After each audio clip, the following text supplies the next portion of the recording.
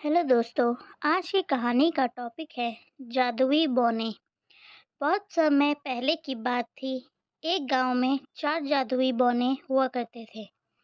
ये बौने पूरे गांव में घूमते और जिस किसी को मदद की ज़रूरत होती तो उनकी मदद किया करते थे।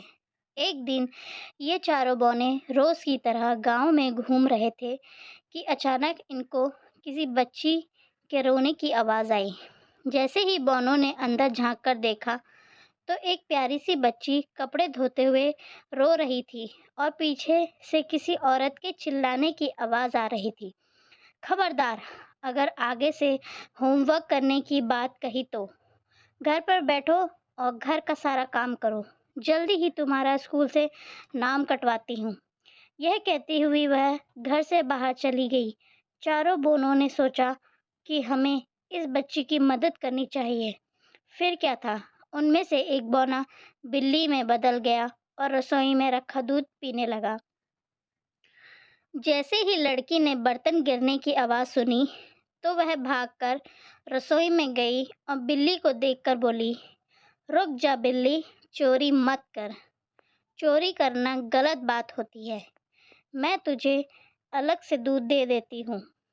अगर मेरी माँ को पता चल गया कि बिल्ली ने दूध जूठा कर दिया है तो वो बिना सोचे समझे पता नहीं क्या सज़ा दे मुझे।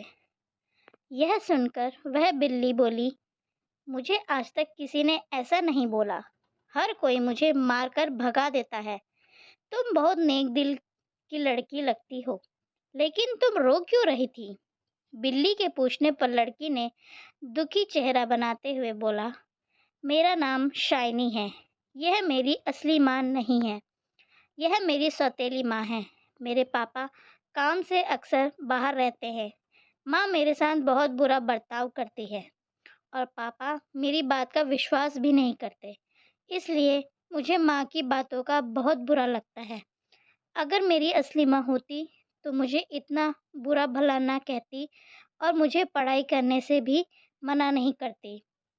यह सब सुनकर बिल्ली ने दूध खत्म किया और वहां से चली गई और शाइनी अपने काम करने के लिए जाने लगी। जैसे ही उसने दूसरे कमरे में प्रवेश किया, उसने देखा कि सारा कमरा एकदम साफ था। कपड़े धुलकर प्रेस किए हुए पड़े थे। कमरा एकदम साफ था। यह देखकर शाइनी ने बाकी के कमरों की भी सफाई कर डाली। कुछ समय बाद जब उसकी माँ आई तो घर का बदला रूप देखकर वह हैरान रह गई। उसे विश्वास ही नहीं हुआ कि यह सब इतने कम समय में कैसे हो सकता है। यह सब जानने के लिए अगले दिन शाइनी की माँ ने जानबूझकर पूरे घर में कचरा गिरा दिया और सारे बर्तन गंदे कर दिए और शाइनी को गुस्से में बोली, एक ज़रूरी काम से बाहर जा रही हूँ।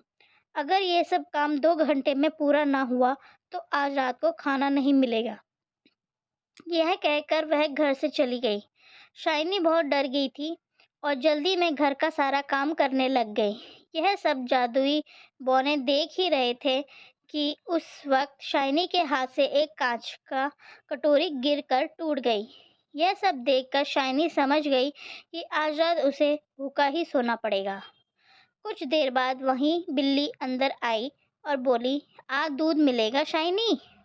शाइनी ने अपना दुख न बताते हुए बिल्ली के लिए दूध डाला और अपना काम वापस से करना शुरू कर दिया।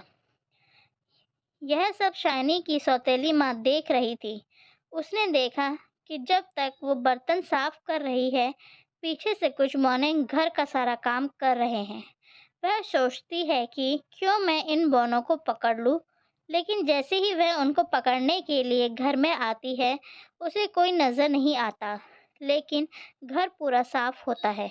यह सब देखकर शाइनी की माँ को गुस्सा आता है और वह गुस्से में शाइनी की पिटाई करने लग जाती है। माँ, बता कहाँ है वह बौने? बता कहाँ है वह बौने? शाइनी, मुझे कुछ नहीं पता माँ। आप किसकी बात कर रही हो? मैंने तो एक बिल्ली को दूध पिलाया था। लेकिन उसकी माँ ने एक बात ना सुनी और शाइनी की पिटाई करती रही। ठीक उसी वक्त शाइनी के पापा आ जाते हैं और यह सब देखकर उसकी माँ को बोलते हैं, मैंने कभी नहीं सोचा था एक तुम मेरे पीछे से इस बच्ची के साथ इतना बुरा बर्ताव करती हो। शुक्र है उस बिल्ली का जिसने मुझे सब बता दिया, और आज मैंने देख भी लिया कि तुम शाइनी के साथ कैसा बर्ताव करती हो। मगर आज के बाद तुमने इस बच्ची को हाथ भी लगाया या पढ़ाई करने से रोका तो मुझसे बुरा कोई ना होगा।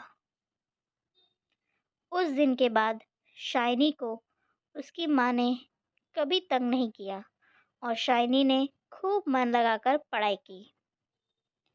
आगे जाकर शाइनी डॉक्टर बनी और उसने कई लोगों का मुफ्त में इलाज किया। तो दोस्तों, कैसी लगी यह कहानी? आपको कमेंट बॉक्स में ज़रूर बताना, और इस कहानी से हमें यह शिक्षा मिलती है कि अच्छा काम करने वालों के साथ कभी बुरा नहीं होता। तो आप कभी भी किसी का बुरा मत चाहना दोस्तों। चैनल पे नए हैं तो चैनल को सब्सक्राइब ज़रूर करना, और लाइक, शेयर, कमेंट ज़रूर करना। धन्यवाद।